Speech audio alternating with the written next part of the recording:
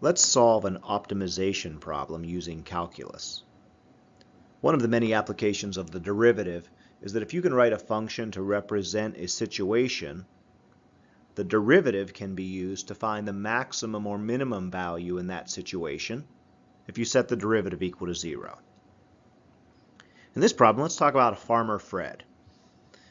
Farmer Fred lives in a farmhouse near a river, and he looks out his window and sees that his barn is on fire. So he quickly grabs a bucket and prepares first to run to the river, get some water, and then run to the barn to put out the flames. But he thinks, what point along the river should I run to if I want to minimize my total distance to the barn that he runs to put out the fire? Help Fred by finding the value of x that minimizes his distance to the barn. But hurry, the fire is catching quickly. So what we're trying to do in this problem is to find how far from his house horizontally, the value of x, should he reach the river if he wants the path that he takes from the house to the river and to the barn to be minimized. We will need additional information to answer this question. We'll need to know that the horizontal distance between the house and the barn is 150 meters. The farmhouse's distance from the river is 40 meters, and the barn's distance from the river is 60 meters. Oftentimes, the first step in solving an optimization problem is to draw a diagram. We've been given a basic diagram in this problem, but I've drawn a compact version here. Let's again realize that what we are minimizing here is the farmer's total distance that he has to travel from the house to the river and then from the river back to the barn. And that total distance will be based on the value of x, which is the horizontal distance from the farmhouse to the point on the river where he fills up the bucket.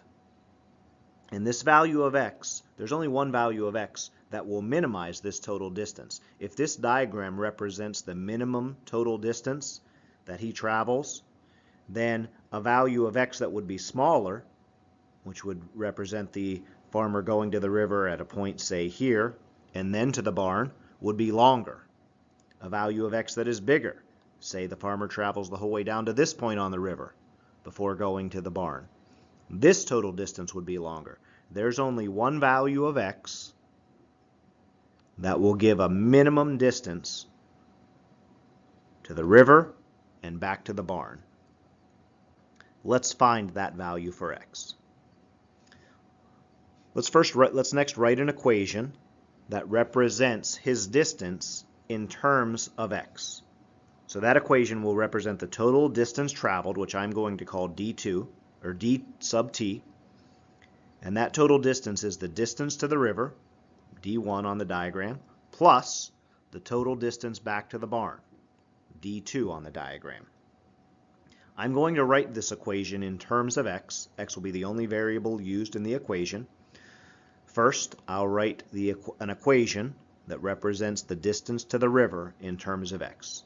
And realize from my diagram, the distance to the river is part of a right triangle where one leg is x and the other leg is 40.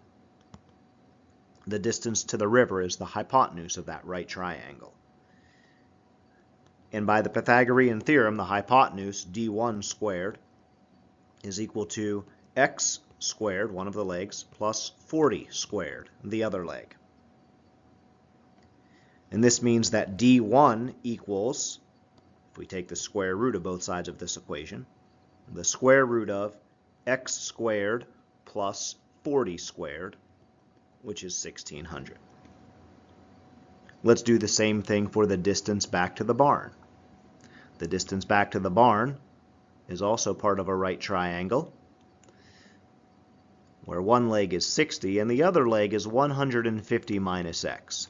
And this is because the total horizontal distance between the farmhouse and the barn is 150.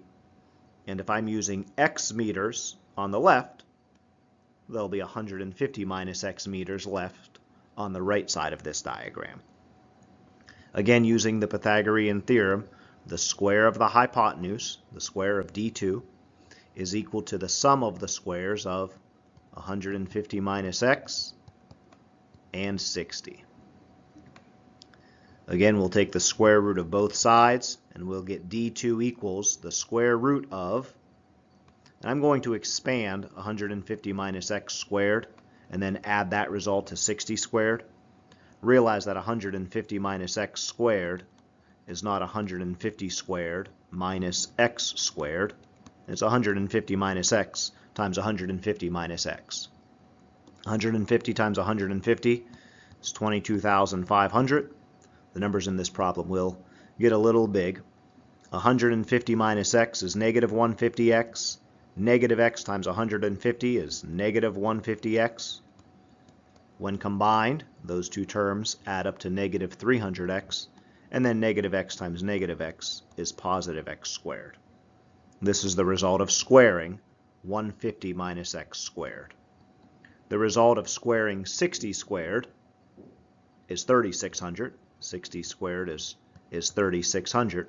So when I add these two together, when I add 150 minus x quantity squared and 60 squared, which is 3,600, I will get, if I write it in decreasing degree, x squared minus 300x plus, now I have 22,500 and 3,600 that I'll add together to get 26,100. So the total distance traveled, which is what I want to minimize, I'm calling that d sub t. That is equal to the distance to the river, which can be represented in terms of x as x squared plus 1,600 plus the distance back to the barn, which is the square root of x squared minus 300x plus 26,100. At this point, we're well on our way to finding a minimum value for x. We've written an equation that represents what we want to minimize. That is, in this case, the total distance that the farmer will travel. The distance from the house to the river plus the distance from the river to the barn. Now that we have an equation in terms of x to represent the total distance from the barn to the river and then from the river back to the barn, if we take the derivative of that equation with respect to x and then set it equal to 0, that will optimize the value of x. This means that it will give us a value of x which would yield the greatest or the minimum total distance from the house to the river and then from the river back to the barn. Let's differentiate. Well, I'm going to differentiate with respect to x the equation, the expression that I have written for the total distance traveled by Farmer Fred. The derivative of the first term, the square root of x squared plus 1,600, well, I'm going to think of that as x squared plus 1,600 to the 1/2 power, and then apply the chain rule. I'll bring the power of 1/2 to the front, times x squared plus 1,600. I'll decrease that power by 1, takes it down to negative 1/2, but then I'll have to multiply by the derivative of x squared plus 1,600, which is 2x. The second term I'll think of as x squared minus 300x plus 26,100 to the 1/2 power, and again apply the chain rule to find its derivative, which would be 1/2 times x squared minus 300x plus 26,100 to the negative 1/2 power times the derivative of x squared minus 300x plus 26,100, 2x minus 300. Now there's a lot of simplification that can be done here. In the first term, I have 1/2 times 2x. And 1/2 times 2x is just x. 1/2 times 2 is 1. And the x is actually going to be the only thing in the numerator of the first term of this derivative, because the factor x squared plus 1,600 is raised to a negative exponent. So I'll write that as x squared plus 1600 to the positive 1/2 power in the denominator.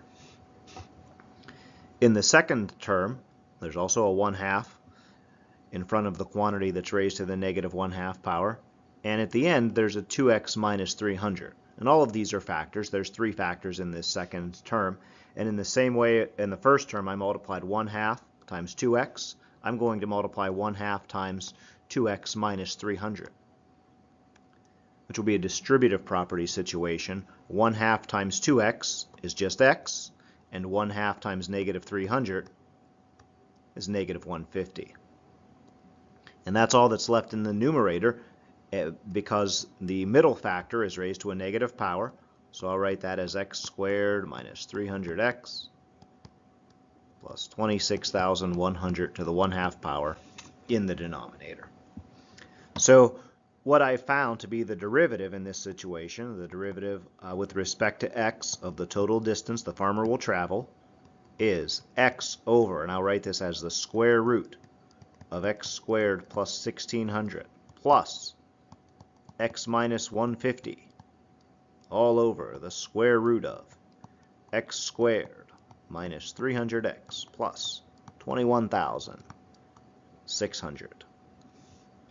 In my next step, I'll set this derivative equal to 0 to find the optimal value for x.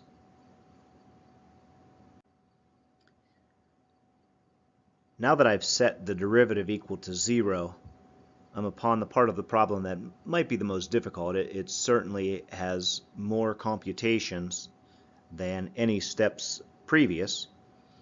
This equation involves 2 fractions, 2 large fractions that are being added together. And there's many ways to approach solving this equation for x, but I think the easiest would be to rewrite this as a proportion, subtract one of the fractions from both sides of the equation to set up a proportion, and then do some cross multiplying once the square roots are eliminated. It doesn't really matter which fraction you subtract from both sides.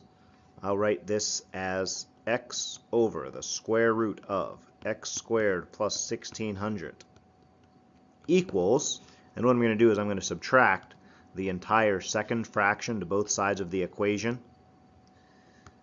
So on the other side of the equation I have the negative version, the opposite of x minus 150 all over the square root of x squared minus 300x plus 26,100.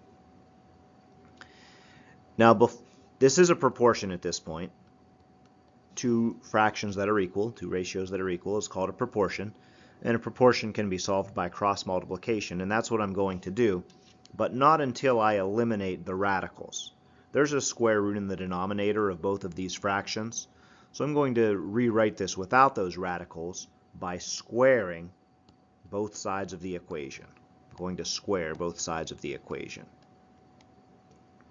And what that gives me, in the first fraction I have x squared in the numerator, and the denominator is then simply x squared plus 1600, and that is equal to the fraction on the right side of the equation. Well, there was a negative in the front, but when we square it, negative 1 squared is positive 1, so I don't have to worry about that.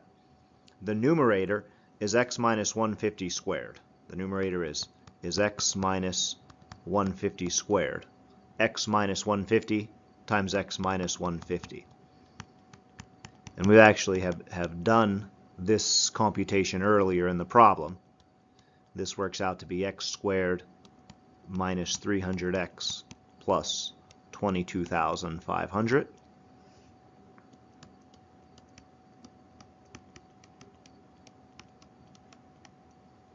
And the denominator squared eliminates the radical. It's x squared minus 300x plus 26,100. And that takes me to the step where I'll cross multiply. I'm going to cross multiply to eliminate the fractions. X squared times x squared minus 300x plus 26,100 isn't so bad. It's just going to require distributing x to the second power to 3 terms.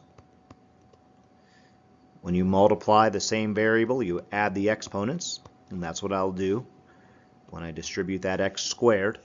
Multiplying the x squared plus 1600 times x squared minus 300x plus 22,500 will be a little more involved.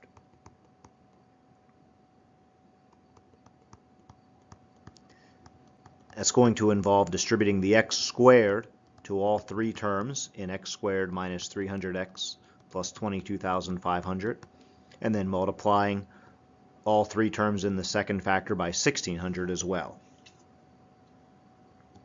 When distributing the x squared, I get x to the fourth minus 300 x to the third plus 26,100 x squared. Distributing the x squared on the other side of the equation to the three terms in the second factor yields x to the fourth, 300 x to the third negative, positive 22,500 x squared. Distributing the 1600 to the three terms yields 1600 x squared. And then we get some pretty big numbers here. 1600 times negative 300 is negative 480,000 x. And the final term is actually 36 million. 1600 times 22,500 is 36 million. Now, we're going to set this equal to 0, and when we do, a couple nice things happen for us. There's an x to the fourth on both sides of the equation, and those add up to 0. There is a negative 300x to the third on both sides of the equation. And again, if I would add 300x to the third to both sides of the equation, they would add up to 0. Those are eliminated as well. On the left side of the equation, there's 26,100x squared. And what I'll do is I'll subtract 22,500x squared from both sides of the equation. 26,100 minus 22,500 is equal to exactly 2,000 x squared. And then I will add 480,000x to both sides and subtract 36 million from both sides of the equation.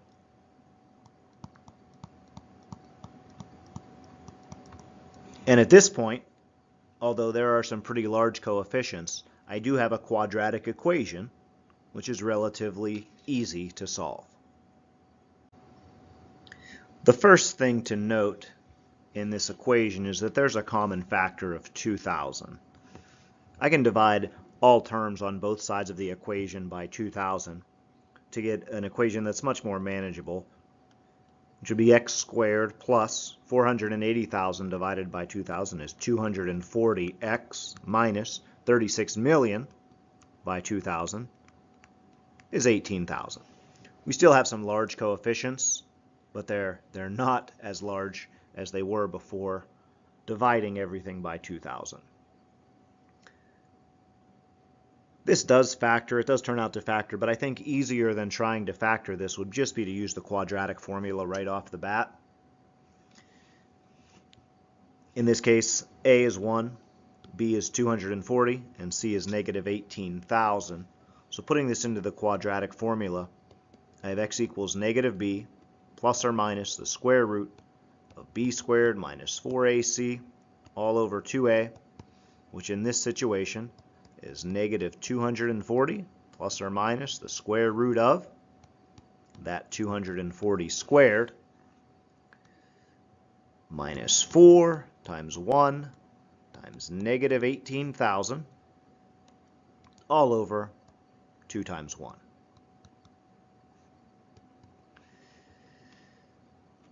Entering this into a calculator, I find that the discriminant, the term under the square root, is a perfect square, and the two values for x that optimize this situation are 600 and negative 300.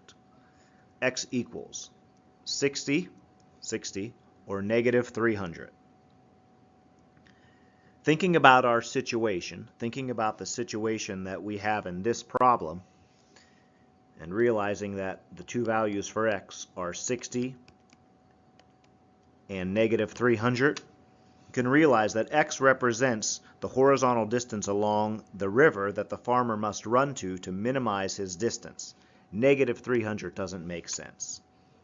X has to be exactly 60 meters to minimize the length that Farmer Fred runs when he goes to the river and back to the barn to put out the fire.